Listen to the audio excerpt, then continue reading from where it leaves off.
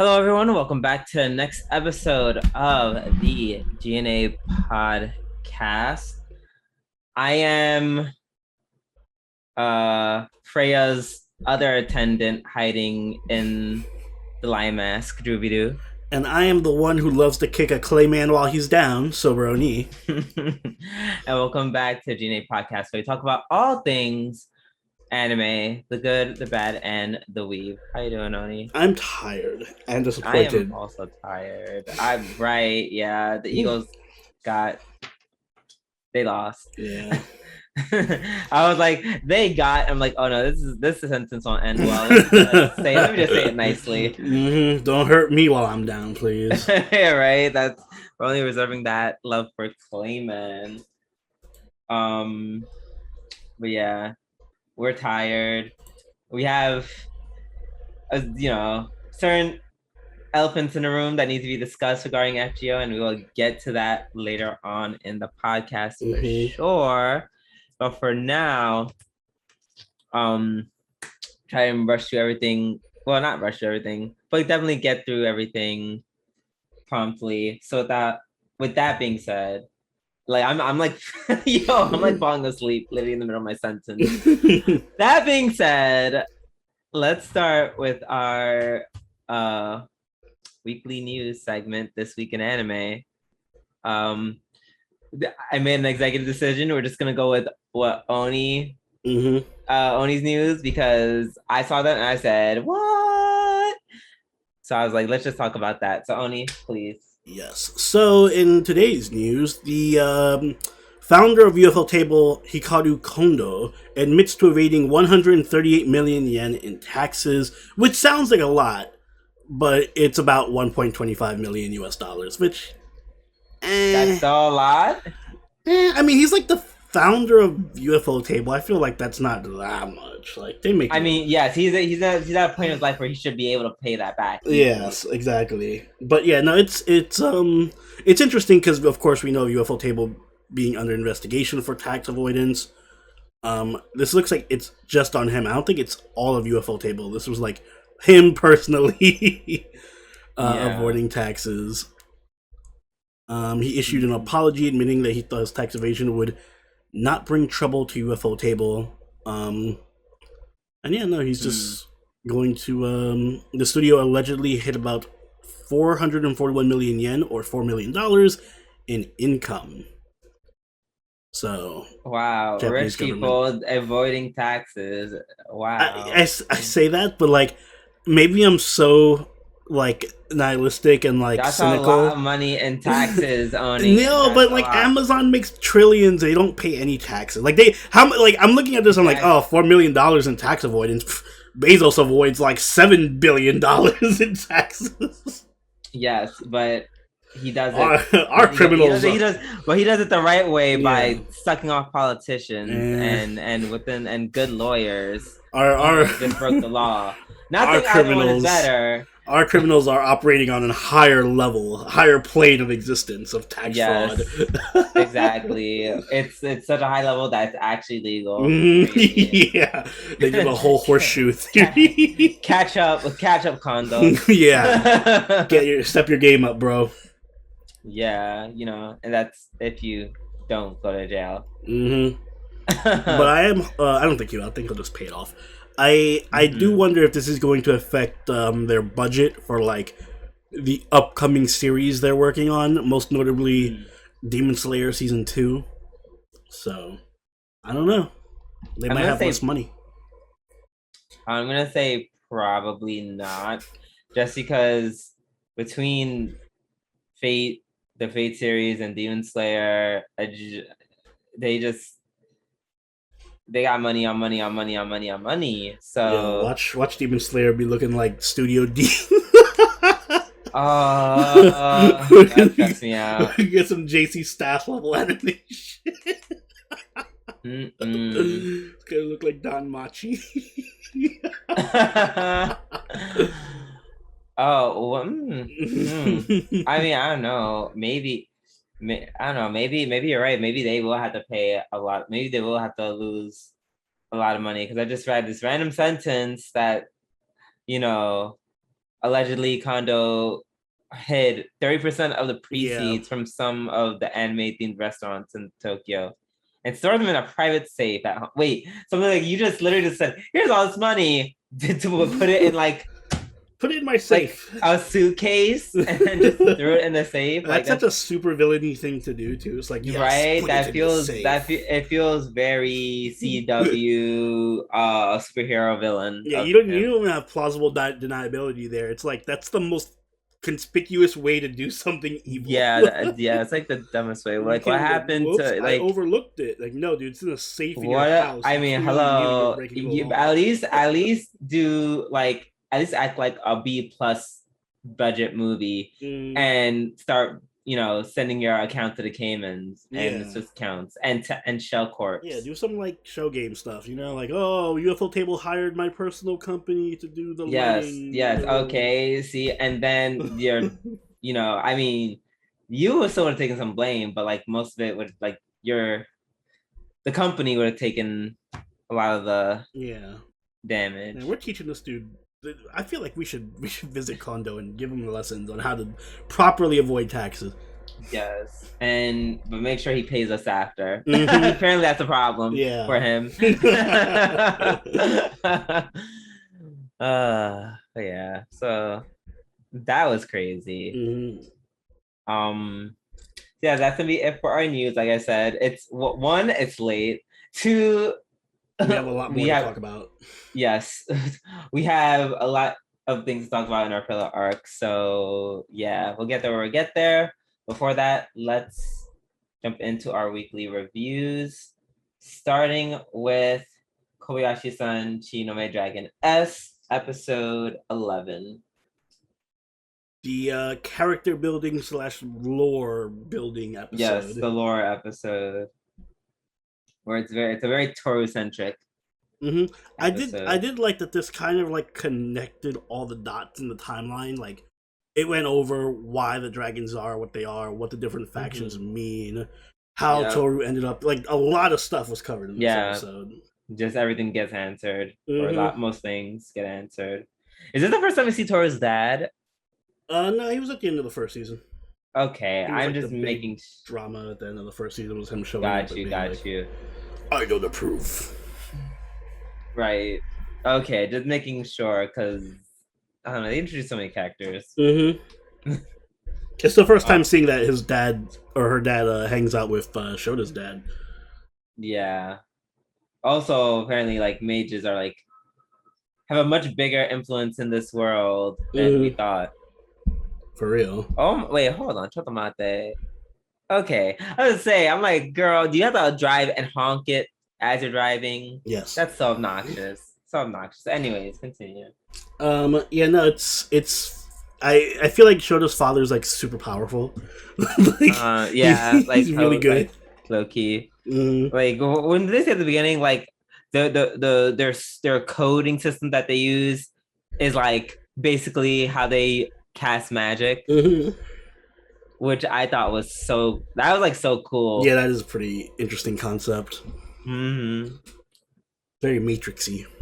Right, exactly. Yeah, no. Oh, I love the flashback of when like Toru's like meeting all the dragons, like how she met them. A little baby Kana. Baby Toru was adorable. I need a plushie of baby Toru, by the way. Yeah, oh, absolutely. Make that. Please. Kyoeddie. Take my money. Onegaishimasu. It was funny watching that scene of her trying to fight the gods. Not even the god, just a god. A god who looked a lot like Zeus. Yeah. But instead of throwing a thunderbolt, I throw a sword. Specifically, Zeus from like Disney. Disney Hercules. From Hercules, exactly. Yeah. I was almost expecting. I was hearing the background music. Oh, that would have been a 10 out of 10 if they had the background music. That's my soul. Herc is on her. Like, I mean, I don't know because she ends up, getting injured very badly. So, but yeah, the only thing that I think was a drawback in this episode was not much in the funny. It was mostly just even like the first part was like the most lighthearted part, but even then it was somewhat more serious and Serious. character driven. Yeah, I'm not gonna lie. The first part almost like was kind of putting me to sleep. That was the most important part. Just a bit, and then even though the lore wasn't exactly like super hype and awesome, but it gave me something. It was needed, I think. Like they're gonna this whole season's about expanding more about the dragons and the lore and stuff. Yeah, all right. Yeah, so I'm not mad. I'm just hoping the last episode is more upbeat and fun. Like if it goes out on a very fun, cutesy episode, I'll be happy. I don't think they're gonna go the drama route. Maybe they will. Yeah. Agreed. So yeah, I think that's all I have to say about Maidragon. Let's move on to Slime Season 2, Part 2, Episode 11, which is my episode of the week. Same. How could it not be? I just kind of like made up for all the other. Remember when I said in the beginning of the season, I was like, all these bad episodes better lead up to something very good, and I was like, yep, no, it was worth it. This was worth all the bad episodes. I just want to make one thing very clear. It's only worth it because Shion was the one who got to beat the Shadow Clayman. But that's it. If like, it wasn't, everything it was perfect. You got Shion beating the Shadow Clayman. You got all the stuff everything was just lined up perfectly. Yeah, Milim was like, psych. That was the best reveal too. Like that was. Oh, I was just letting him punch me and beat a shot because I didn't even feel it because he's so weak. Right. He's so weak and pathetic. I was like, when he hit me, I flew. I threw myself. I threw myself on purpose just to really sell it. Yeah, this was like the shit on Clayman episode, which I'm all here for. Yes. Oh my god, which is all we ever wanted. It was hilarious how like even I was like, I'm feeling bad for Clayman. Nope, I wasn't. No, I felt bad for like half a second, and I was like, right, bitch. Yeah, no, exactly. Oh my gosh, Veldora. First of all, finding out about Veldora and Milim were like related. Yeah, that was a nice little piece of info. Yeah, and then he's doing all these Street Fighter moves. I need more fighting from Veldora if he's just gonna come out here doing anime moves, please. Yes, he literally did a Kamehameha wave. That was so silly. Oh my god, we need more of that. I want to fight him, just have him do like fucking Kamehamehas, spirit guns, final flashes, spirit bombs. Basically. Veldora was great. It was funny. It was so funny how once Rimuru found out, or once Milim revealed that she wasn't under anyone's control, he was like, Raphael was like, it was like, it's kind of like a gag that everyone was like low key trying to tell Rimuru in the past 2 episodes. Yeah. Like Raphael was just like the other time. Even Veldora tried to tell him. And he's like, "Hey," and I had a feeling. I was like, I feel like I in my mind when he said that at the beginning. I'm like, so I don't think she's under control anymore. Yeah, I'm like, Yeah, I think that's what he was. I'm pretty sure that's what he was trying to say. Dot. It was. That was great. I also like the low key funniest part was after Shion literally almost killed Clayman, ripped off his arms and shit. And he's bleeding out on the floor, gasping for air. When I tell you, my figurative pussy was so wet watching her slice all his limbs off. I was so fucking wet. He's just gasping for air while they're all having casual, friendly conversation around him. In a pool of his own blood. Desperately clinging to life. Milim's waving her dragon arms and shit. We hey! Friends. And then they're Rimuru's over his breathing by oh yeah, by the way, we took his money too, so we're God yeah, don't worry. You're about building your place back. We stole from him. Yeah, you're good. We took his people hostage and we stole his money. We took his lunch money. God, yeah. It was just so great. Interestingly enough, I was not aware that all the characters have that Raphael-esque like AI person talking to them. Oh, you mean what this Like, guy is had that Clayman at the end? yeah? Is that thing that everyone has? Should I I just was assume like, everyone has that? I don't know if that was specifically his or if it was Raphael just talking about it to Rimuru. Like, oh yes, he's acquiring all the souls because he was kind of planning for it. He was like, oh yes, this is part of the plan. I need Clayman to get a power up so I can beat him and show off to all my friends. So you think he did it on purpose? Like Rimuru, you told Raphael to make him into a demon lord, or like she knew that, or he knew that was gonna happen. Yeah.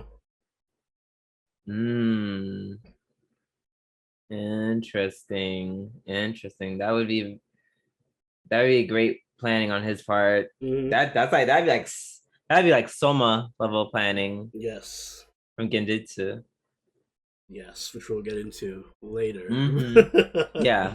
But yeah, no, I think this was the perfect way to kind of just like close out the Clayman bullshit. So. Oh, and then they also reveal like the next bad guy, you know, or bad people, you know, the Harlequin Alliance. Yeah. And this demon lord Kazalim that they resurrected.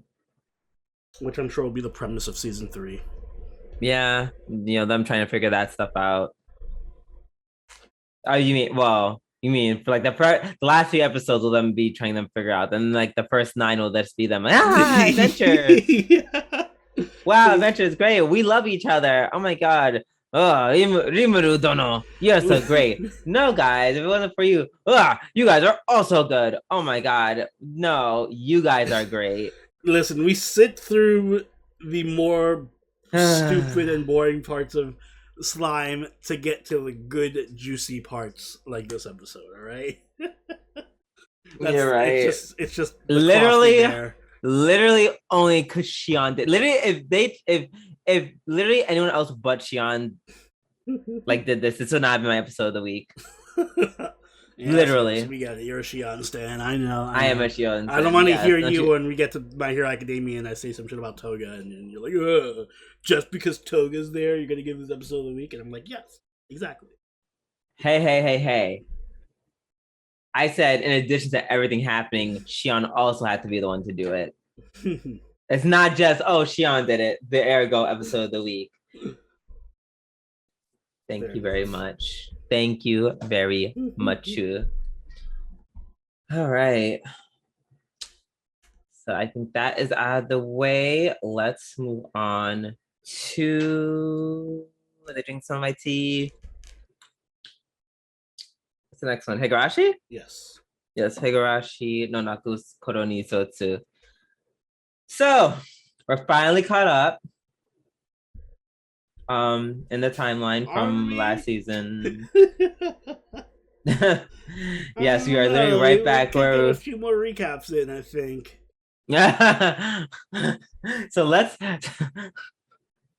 So next episode is going to be a flashback of this episode, but from Satoko's point of view. It's gonna be Rika talking to Satoko while watching the fragment from Satoko's point of view. This episode's actually going to be a flashback of Hanyu and how she found you. Oh god, no, don't even joke about that. I seriously am skeptical that we're gonna get anything next week at this point. I'm just like, listen, there's 2 episodes left. That means there's 1 episode with them left to fuck around with.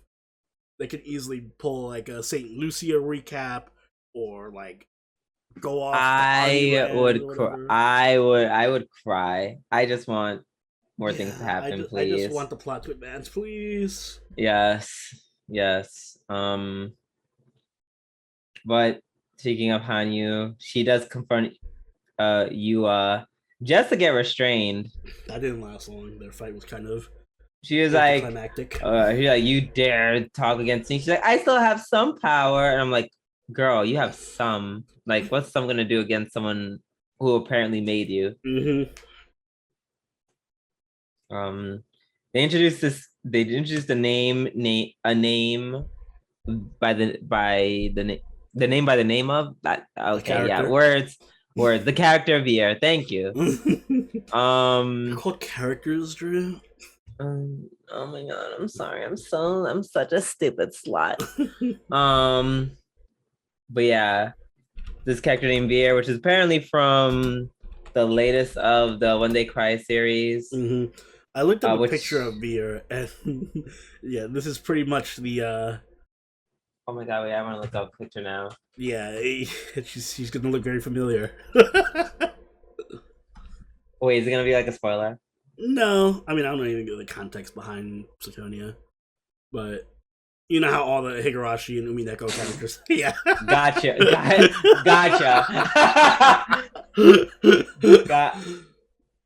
Wakarimashita. Okay. Exactly. Ooh! The way I almost spoiled myself. Mm-hmm. Because I saw like some of the wiki. Oh. Like like on like the Google thing, and they have like a preview. Yeah. And actually like a show little words. And it was like blah blah blah blah blah this character, and I'm like, oh, I know who she is. Yeah. Gotta go. Bye. But yeah, so excited to wonder if they're gonna make any more references, which means I need to watch this. I need to listen to not watch, read this latest one. Yeah, I kind of want to do that, but then at the same time, I want to wait and see if it gets the Umineko treatment where it gets like better art and like voice acting and stuff. Because I don't want to go back to the original art style. It's tough. It's tough to deal with Ryukishi's art style with the big hands and weird faces. The hands are funny. The hands are funny. I feel like at this point, I feel like I'm used to I'm used to it. And whenever I think about how ridiculous it is, I can just tell myself it could be worse. It could be the original Higurashi, where that was just ridiculous. Oh my god. They all just more look like a hop, skip, and jump from the noodle version of Nagatoro. They really did. Oh yeah, no, it's crazy. It's hard to say his art style actually improved, but it has. Yeah, it actually has. Like he literally just sucks with hands at this point. Yeah, he just needs to fix his hands and we're good.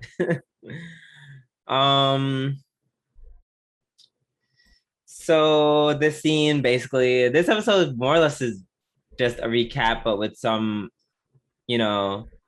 scenes from like Hanyu, like what Hanyu and Yu are doing in the meantime. Mm-hmm.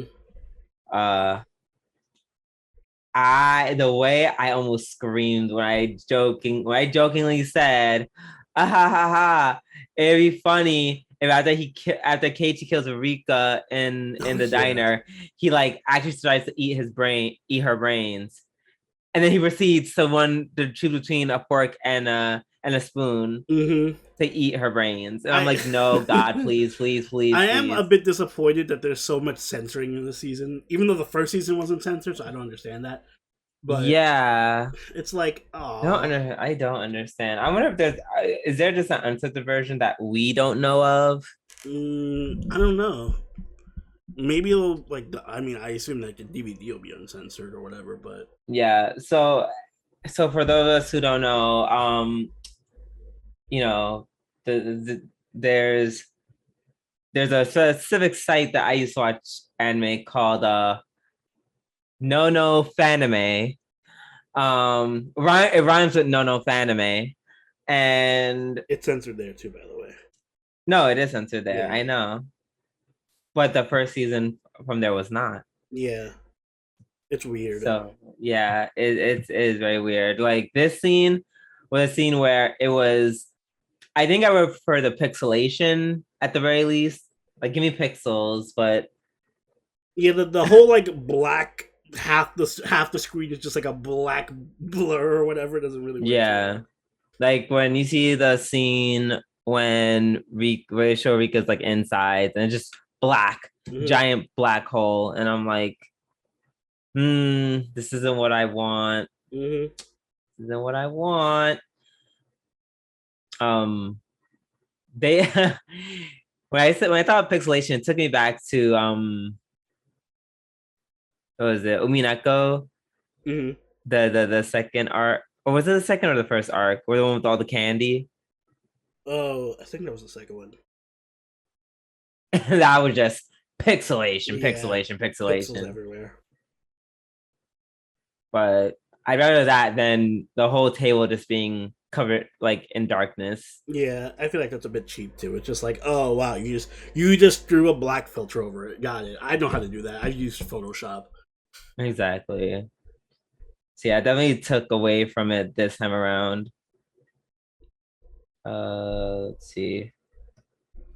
So apparently, or at least Hanyu claims that Rika seeing Satoko kill Ishii, that was a quote unquote miracle. Mm-hmm.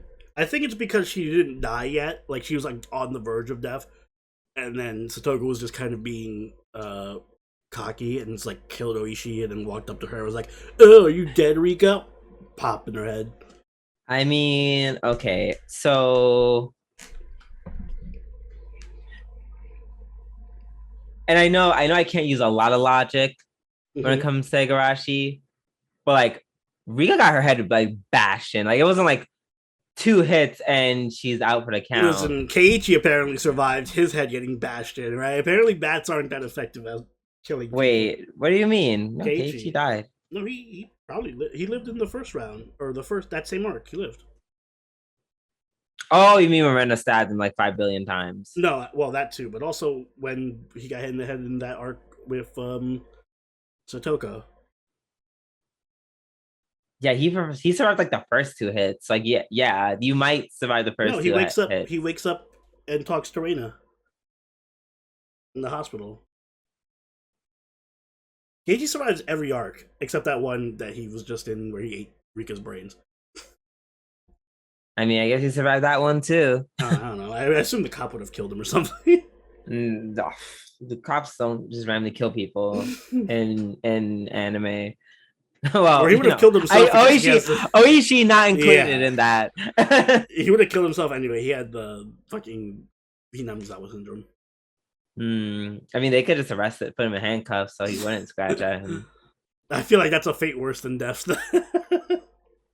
I mean, I guess we'll never know. Either way, I think she survived long enough to like. I mean, yeah, I'm not doubting it because, like I said, there's been arcs where Keiichi survived getting stabbed 100 times. So, ... I mean, there's always Umineko logic. I default to Umineko logic whenever it comes to these things, in that unless you get like the medical certificate saying a character is dead, certified by like the coroner, they may still be alive. Yeah, that or the red truth. Or the red truth. Yeah. I didn't see a red truth. Rika's alive. No one's speaking in red. I'm still kind of hoping they would do that. If they did that, like kind of just like as like a little Easter egg, like they do that, like they would just randomly say stuff in red, or like at the end, like the last scene, and like something happens. We're all gonna be happy, and then someone's like, "No, you're not," and then but it comes out in all red, and there's like the sound effect with it. I would literally keep my pants. Yeah, I don't feel like it's gonna do that. It's not. But hopefully they do something that's equally as fun. Yeah. All right, let's move on to Genjitsu Shugi Yuusha no Okoku Saikenki, episode 12. Yes. So how much did you love this episode, Drew? I loved it literally up until they stopped fighting, and then that's when I logged off. I fucking knew it. I mean, duh. It was a weird way to end the episode. I'll give you that. Like this episode just blew its load in like the first like few minutes, and then everything was like, "Oh my god, we're gonna like throw a party to raise morale and all that other shit. And then that butch queen, or sorry, wrong term, butch lesbian, who was like, I'm looking for a fight because I'm gonna sing our country's anthem. And then of course someone was like, I don't give a fuck. Like I already I captured feel the like city. there was a way you could do that, like, because I get what they're going for. They're going for like someone captured the city, but now he has to like gain the trust of the people, which I appreciate because that's like usually they don't do that in anime. Like for example, Slime. Rimuru like took over this whole country. And it was just like, oh yeah, there's no rebellions, there's no like people who are discontent or whatever. Like, usually anime doesn't think two steps ahead. But anyway, so I appreciate the attention and detail of him being like, oh, I gotta administrate over a foreign region or whatever. But yeah, it was kind of dumb to just make it like a singing fucking America's Got Talent episode or whatever. That's why I'm like, it's like this. That's why I'm not a huge fan of this anime. Like once again, it just feels very Game of Thrones. Game of Thrones like the PG version. It doesn't even feel like that though. It just feels like weird. Like, why would you do a singing competition? Like it's literally trying to be like a happy Game of Thrones. Yeah, like they're just like oh my god, yeah, let's just wrap up the whole war and fighting real quick, which would have been to be intricate part. Like I don't need it to be Game of Thrones where it's like, oh yes, characters are dying. Not everyone dying left, right, and center. I don't need that either. But this anime is going like, yes, this anime is also going like in the exact opposite, which is also not good to me. Yeah, I'd appreciate a slight more. Although I do like, I got conflicted because I do like the slice of lifey comedy moments. Like I liked this episode where Juna came up and was in her Navy uniform, and then Soma complimented her, and Alicia got jealous. Like, jealous, and Aisha was that was cute. That was cute. Oh, which by the way, we never commented on it. Alicia's haircut. It looks good. I like it. I like her long hair better, but this is one of the few times where I think the short hair actually works. Agreed. Well, I was mad when she did it. She's like, guys, just show my resolve. I'm like, no, not another Sakura. Yeah, God, that's the worst example of it. Even though Sakura wasn't that attractive to begin with. But whatever. Damn. She was the least attractive ninja in the village. I'm sorry. At least of her class. Even 10-10? Oh, 10-10 is miles ahead of her, yeah. Yeah. No, I was just asking you. I know that. I am well aware. Yeah. But yeah, no, I didn't. I liked the first half of the episode with the commander, the actual war. Yes, the actual fighting. It's like trying to have a war, but then trying to like just make the war like very like open, and it's like no, like make the war like. It felt like what happened with this is what happened with My Hero Academia. It took like the most interesting what could have been considered one of the most interesting parts of this show or this season, and they said let's condense it into like 4 episodes. Meanwhile, we're having all these episodes about let's set up infrastructure. I kind of get it more in a sense, but yeah, I agree. The pacing. It's like they could it could have cut a little less on that and emphasize a little more on like the war. If this episode and next episode, like because last episodes, I feel like this whole episode should have been dedicated to the war, and then like next, like the first half of the next episode could have been wrapping up the war, and then the last half would have been like a more serious look at how you. Handle the population of, and then getting ready for the invasion of the empire. They told you just like, oh shit, the empire's gonna come for us. Yeah. Wow, that's kind of dangerous. Oh shit, the empire's attacking. Singing. Yeah. Like, shit, the empire's attacking. Quick, American Idol. Exactly. So it's just. Yeah, it's got its weird priorities. I still have it like as a. I don't know. I still just like it. I feel like this is. How you feel about this show, or how I feel about this show, is how you must feel about the Tantei Wa Mou Shindeiru, because I'm like, you can accept it for what it is and be fine with it because you, and trust me, we will get to yeah, we'll get there. We'll get to that. We will get to that show. Like this show has flaws, but I enjoy it. Yeah. I think I mentioned everything Yep. All right, cool. Let's move on to we're skipping Maji Record, by the way, Yeah, because it's manga just a episode. recap episode. So next up is oh well, Yeah, you talk so about it not now. not saying yeah no, we're not saving it for later. We're talking about it right now. Tantei Wa Mou Shinderu episode 12, the last episode. Well, I can't wait to give this a score. Um um so it's like I feel like this episode perfectly summed up everything that Oni can't stand about this anime, everything that I like about it. No, it's funny because I hate that I like this last episode because for one Because final episode, it felt like actually getting itself back together and being like exactly because it started the way it ended. mm-hmm. Them just having really fun, witty banter, literally having a whole fight as like the background. Yes, I'm like, oh, this is what you should have been from the like. I don't know. I'm so conflicted on this shit. Like, it's funny because I'm gonna get into the score later, but despite what my score of the show is gonna be, I would totally watch a second season of it, and maybe it's like Stockholm syndrome. But in my mind, I'm just like, all right, like I feel at the end of this episode, I was like, all right, now it's gonna get good, and then the season ended. I'm like, oh fuck.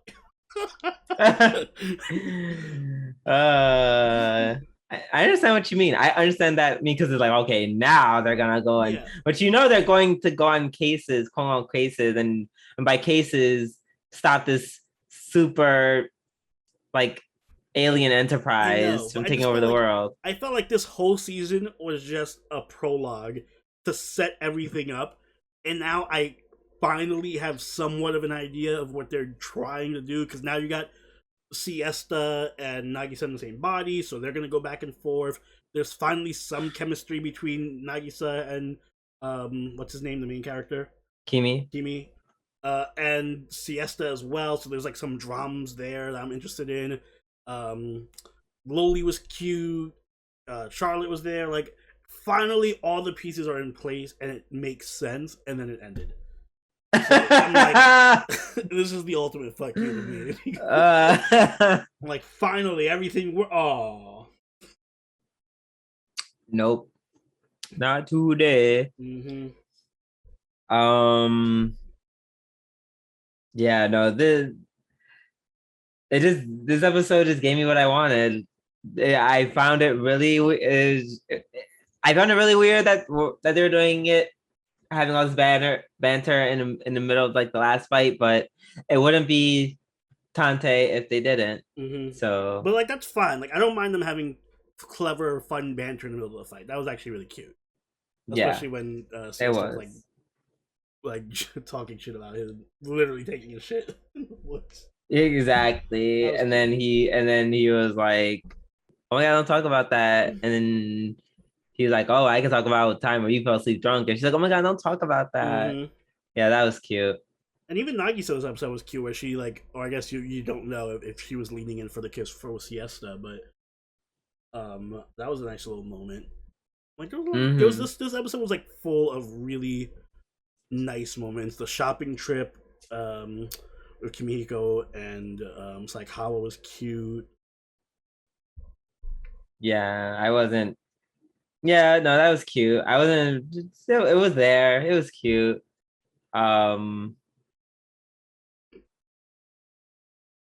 If they have a season 2, I want to see more Charlotte. Yeah, I don't know. I mean, yeah, I refuse to call her Char.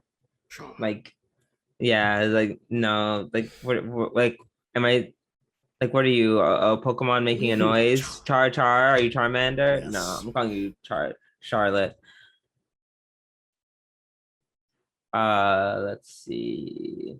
The animation was picked up for this episode again. This was actually it was very it resembled episode 1 a lot. They clearly put their budget in episode 1 and episode 12. Yeah. And they had their goodbye kind of. Mm-hmm. No, the rightful goodbye. Siesta got to give her little going away speech again. It worked. It worked. Yeah, I'm fine with it. So that being said, let's do scores. I'll go first. Mm-hmm. Excuse me. I will give it. I feel like I'm gonna get. I feel like I'm gonna be looked at crazy for this, but I'm going. I'm going to give it a 7. This is your Danmachi. It truly is. It's like if I was being subjective about it, it would get like higher than an 8 potentially. Oh But my me being objective, it gets a 7 because while yes, I did love all of the funny quips, the wacky zany adventures, the funny dialogue. I can admit that this anime did a bad job of just linking events together and linking situations together. As Oni said multiple times, it's like he kind of just felt like the author just put all these random circumstances together just to allow for more fun dialogue. Exactly.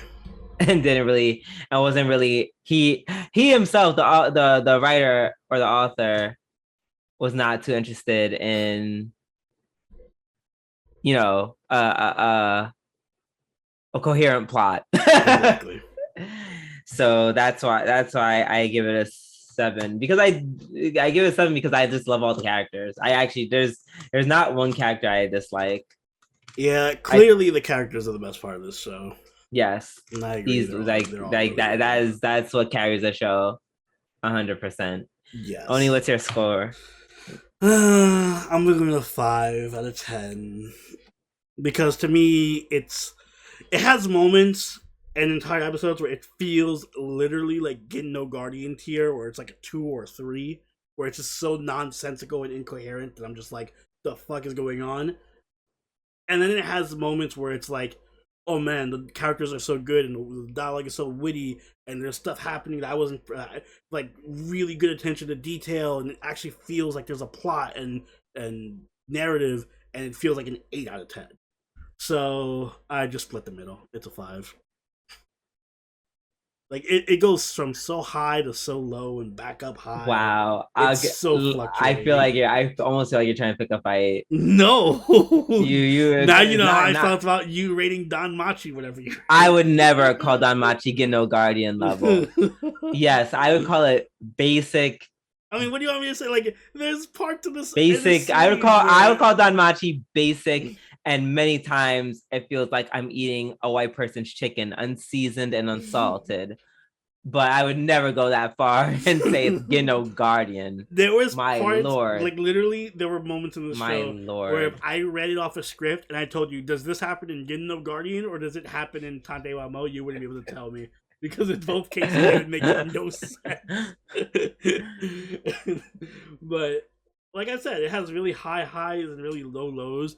And I feel like it ended on a really good note, so I'm tempted to move it up to a 6, but I'm not going to. I'm steadfast on this. It ended on a really good note, so I really would want to see a season 2. As weird as that sounds, like, because I gave it a 5, I do think it has so much potential that a season 2 could save it. In my mind. My feelings. Not that Gino Guardian comment stings. It's that I'm stuck on that. I'm stuck on that. But somehow my heart will go on. Tantei, please come out with season 2 so we can have. Don't be wrong, please. Or don't. Like, I don't care. Just give me more fun. That's all I want. More fun. All right. I believe the last episode on our lineup, unless I forgot one. I don't think I forgot one. Is My Hero Academia Season 5, Episode 24. Yes, sir. Man, like literally if slime didn't exist this week, this would easily been episode of the week. They somehow found a way to make Toga even hotter by giving her an eye patch. A patch. I knew you were gonna talk about that damn eye patch. She's so I knew it. I knew cute. it. I knew it. Oh my gosh, that's funny. Yeah, no, she looks really badass now. I'm not gonna lie. She has that big boss look. I like it. Speaking of the big boss, this episode marks Tomura's rise to power, where Tomura is the last of all of them to finally get his little power up. I feel like in this arc, all of the villains from the League of Villains just like they like cleared through their trauma, their personal traumas, which allowed them to get like a momentary power up. Well, basically. Except for the fire dude and the disappearing dude. Okay, so maybe it only happened for like 3 of them. Yeah, well, it was a really important 3 though. Yeah, absolutely. Yeah, and then you just see Tomura. I felt so bad for Tomura. Because Tomura actually, for a while, tried not to kill people. Like I said, I love that they established that the villains actually have really good nuanced backstories and stuff. Yeah, that's what I was saying. That's why I was saying, you know, even though he... And like I said, even though he killed his family, like I said, I made the argument, was this enough for him to turn evil? And it was like he was headed in that direction, but he still had time to turn back. So I feel like in a sense I was right to question it. Because in this episode, they show that it was All For One who gave them that super crazy push. Literally being like, kill them. No, like that thing inside you that makes you that tells you to kill people, listen to that voice, kill them. Do it. Join the dark side. Yeah, literally that. This episode was actually full of surprises for me too. Like I was calling stuff in my head where I'm like, okay, because I'm calling like tropes. Like I said it earlier. I'm like Twice is gonna die. Reed Destro is gonna die, and nope, Twice lived. He's just more insane now. Reed Destro, I wasn't expecting him to like join the League of Villains and become like, what do they call it, the Paranormal Alliance or whatever. The Paranormal Liberation Army, Meta Liberation Army. That's I think mouthful. The Paranormal Meta Liberation Army. I was not expecting, but now fucking Tomura has like this gigantic army of villains. and has Giganto under his control. Yo, I'm like, season 6 better. All right, when we get season 6, none of this bullshit. Like half the season is just them fucking around. No, I want all-out war between the heroes and the villains. Just first episode, you just see like dead heroes, like just laying all over the city. Just dead heroes and villains. Yes, I want this. Also, I like the idea of just like there's like a bunch of villain generals. Like Toga has a whole army to herself, and Twice has a whole army, and he is an army in and of himself. Like, there's so much potential for them to do a bunch of crazy shit. Oh my god, what if Toga gets like an army of assassins and like infiltrates the school or something? Holy shit. That'd be so cool. I like the villains more than the heroes. I'm just gonna say it. The villains are more interesting. I mean,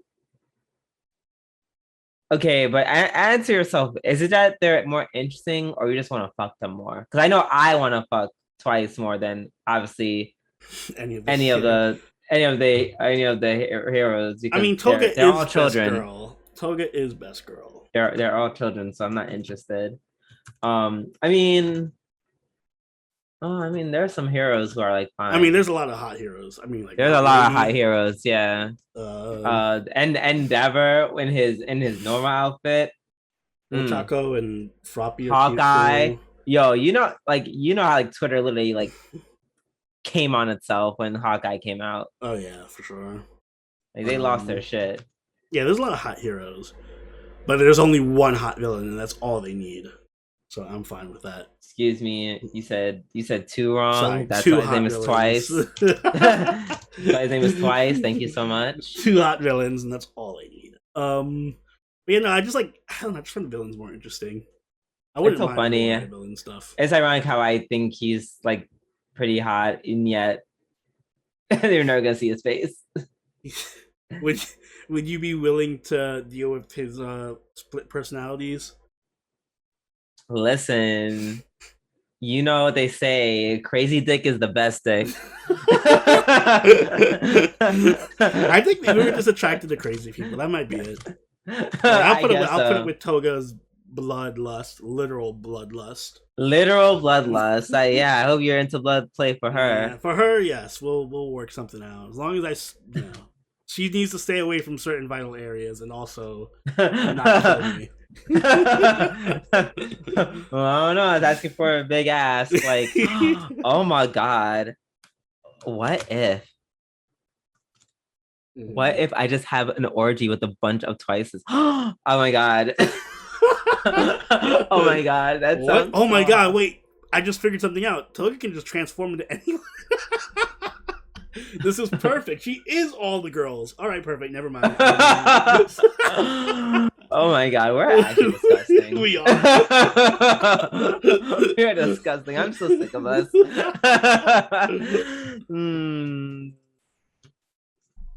Oh my gosh, that whole mountain of twice. Oh, just getting to fight, robbing, like doing stuff for League, and then he just sets aside 4 for me. Yeah. I guess that works out.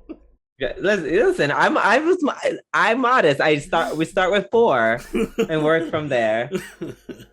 Wait, would they be down to fucking each other? You know what? Probably. That's God. We're getting back to the conversation of is this incest or whatever? Yeah, or I don't think it's incest. I think it's just masturbation at that point. Yeah. So yeah, we are going to end our weekly review here, and I'm gonna take a brief second. Mm-hmm.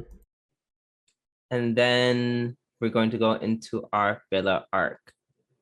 So 1 second, beep, and we're back. And it's time for the filler arc.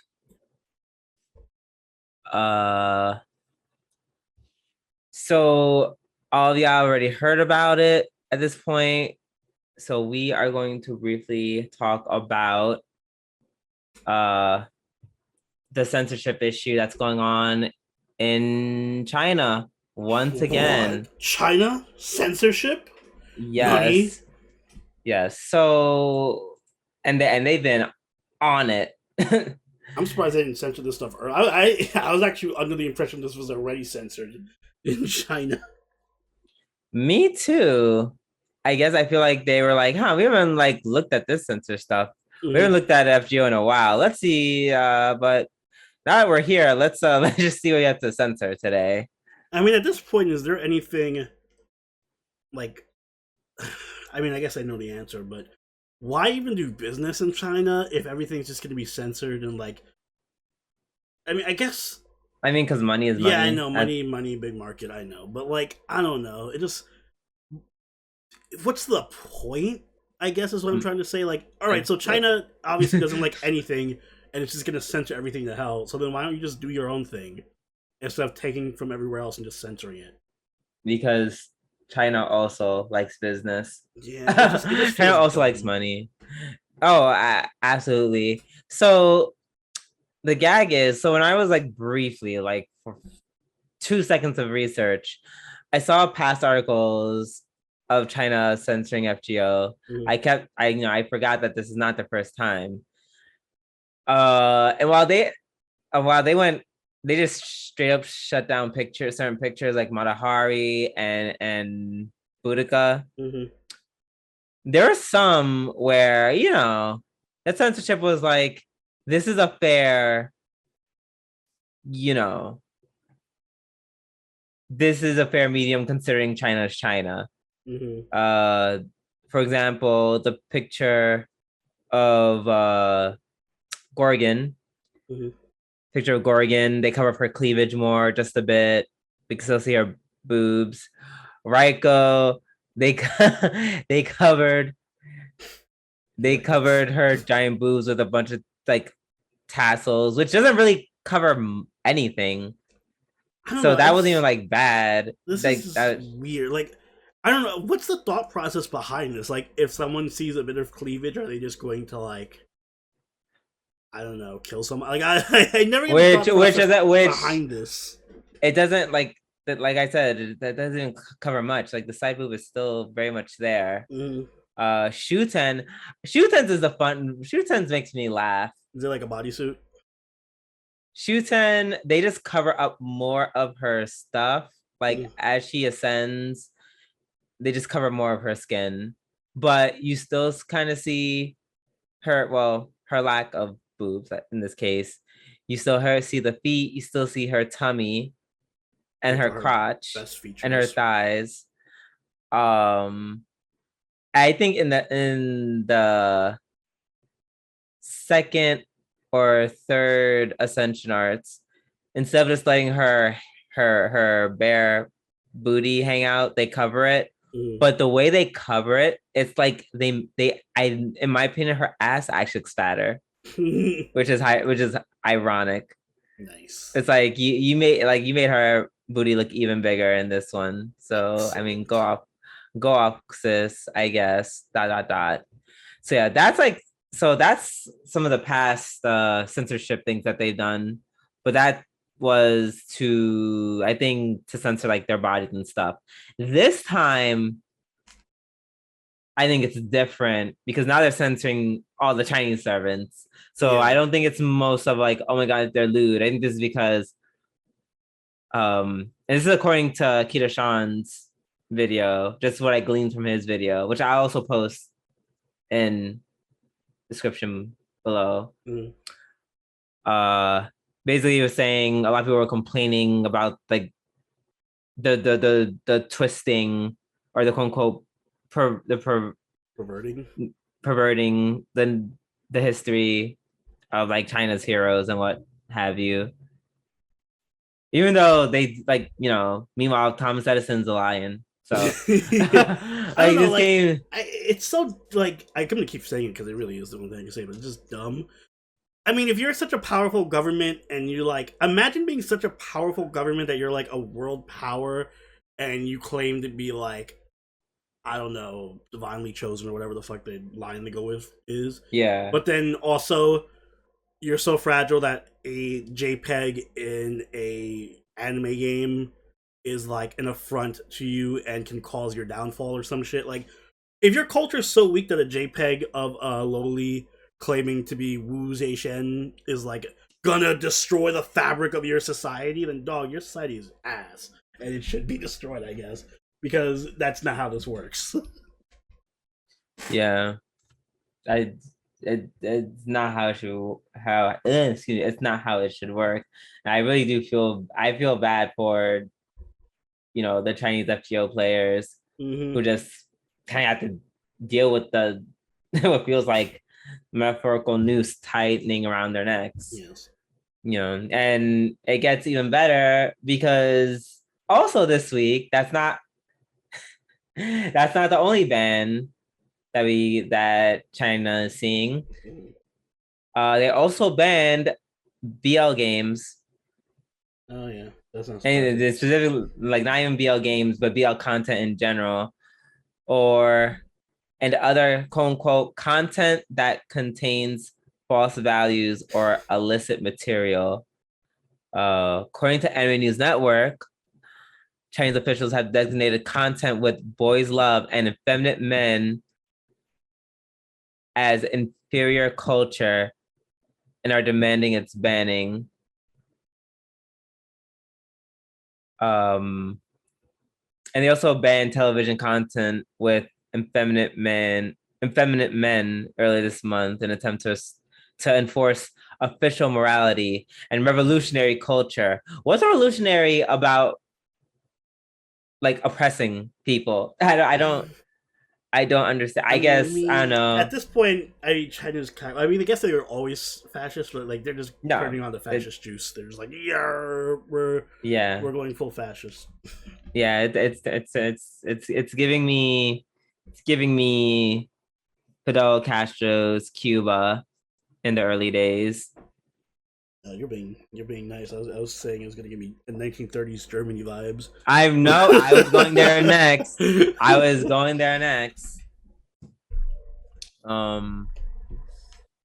But yeah. Apparently, the regulator's concern is that Chinese pop stars who look and act effeminate are not encouraging China's young men to be masculine. Ugh. I'm like, as if again, if effeminate men being pop stars is the downfall of your society, then it was never strong to begin with. It wasn't strong enough, buddy. We need a society of effeminate men dancers, I think. Yeah.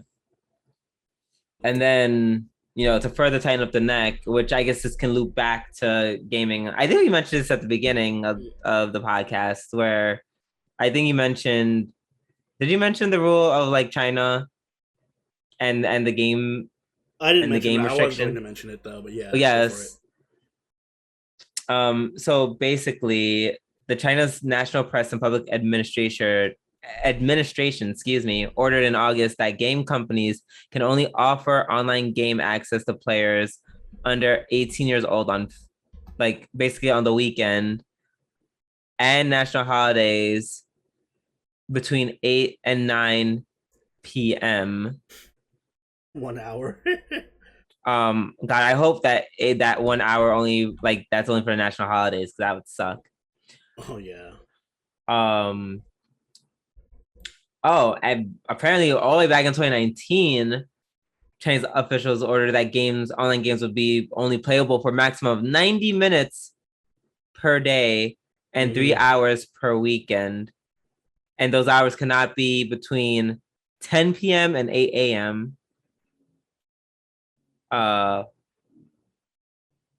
And in addition, officials limited the monthly amount that minors could spend on transactions. That is funny enough. That last sentence is the only thing that I can like understand. Yeah, everything else that is was crazy. Fine, but the rest of it's just insane. Yeah, exactly. So basically, video games bad, communism good. I just like don't understand China. China's got a whole weird thing going on. They really do. The way so many people have been like, oh yeah, let's go to China, and I'm like, girl, no, so what? I can do something gay and end up in prison? No, thank you, man. Culture police on you. Yeah, and then the gag is the culture police is the actual police. Yeah. So I'm good with that. But yeah, it's just very weird and very sad and raggedy. Mm-hmm. And I hope that the Chinese people who the gamers and the gays can they can stay strong in these times. Hopefully the next election or next president. There are no elections. Yeah, right. I'm like, the moment I said I was like, all right, communism. Right. So maybe the next president won't be such a big stinky doodoo butt head, or maybe the UN will sanction China. At this point, I'm just waiting to see like when their economy collapses, and then there's like some overthrow of the government, and then just like new government comes in. Oh my god! And then it's just like, hey, the Republic of China. Mm-hmm. Whee! Well, isn't it already called the Republic of China? I think so. Maybe I don't know. Think so. Yeah, hold on. Let me just Google this shit right quick. China. Yeah, the officially the People's Republic of China. So yeah, I don't know. I don't know another nice way to call it China. Excuse me. Maybe after they overthrow the government, it'll just be we're just China. Yeah. Also, don't forget that China also banned Winnie the Pooh because it looks like their president. What? Oh, you didn't know about that? Winnie the Pooh's banned. You can't make references to Winnie the Pooh. Yeah, okay. Well, I typed in Winnie the Pooh and then China came up. Yeah. That's a stretch. Yeah, but people say he does, and he got frustrated by it and like banned Winnie the Pooh. That's insane because he really doesn't. He's super insecure about it. Oh my god. Okay, so it's gonna be one of those things that we're gonna have to like just wait till he dies. Got it. Mm-hmm. Or gets replaced. Whichever one comes Miraculously first. by his like son or favorite general or something. Right, whatever they do. Mm-hmm. All right. I think that's all I have to say about that. You got any last words for the Nope. filler arc? I've said all I said. Well, in that case, that ends the filler arc, and that also ends this podcast. So only if you be a dear and take it away. Guys, if you enjoyed this episode of the G&A podcast, make sure you hit that like button and subscribe so you can catch all episodes as they go up every week. If you haven't already, do join the party over on Discord, follow us on Twitch, and follow us on Twitter, all linked in the description down below. You can also become a channel patron or member, just like all these lovely people on screen right now, and get yourself access to a bunch of really cool, really awesome perks, like access to our members-only Midnight channel and Mementos, which is our Discord channels for patrons, and also access to our live watches. New anime season is coming up. We will be doing some live watches, probably of... Well, we'll pick 2 shows next season to do live watches. I have a good idea of what it'll be, though. But anyway, if that interests you, sign up. And Drew, do you have anything you'd like to add? You know, wow, let's be thankful that we're not centered here. So let's do and say all the crazy stuff that we can while we still can. Post all the Wuzeshan dojins. Let's go. Yes. And the red hair ones too. Yes. No, I'm just kidding. Unless. Until next time, this has been Silveroni and Drooby Doo. Catch you later. Later. Bye.